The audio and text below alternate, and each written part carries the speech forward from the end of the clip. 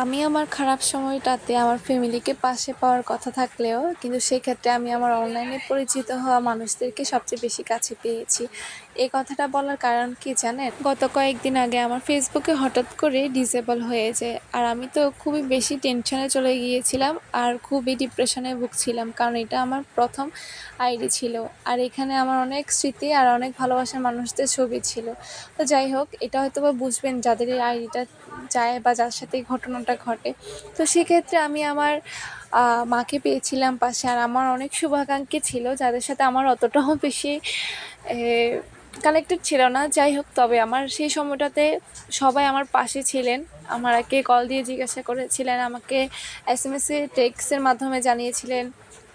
যাই হোক, অনেকভাবে আমাকে সাপোর্ট দিয়েছিলেন যে দিদি ঠিক হয়ে যাবে, টেনশন করো না।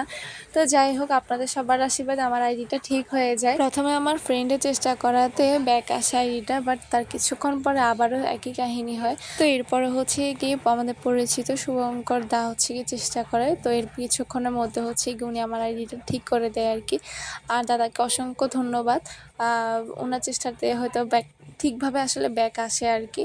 তো আর আপনারা যারা আমাকে খোঁজ নিয়েছেন বা আমাকে সাপোর্ট দিয়েছেন তাদের প্রতি আমার অনেক অনেক শ্রদ্ধা, আশীর্বাদ আর ভালোবাসা থাকবে সব সময়। আর অনেকেই কমেন্ট করেছিলেন যে দিদি আমাদেরকে কি ব্লক করে দিয়েছেন নাকি আপনার পেজে, বা কোনো এসএমএস যাচ্ছিল না।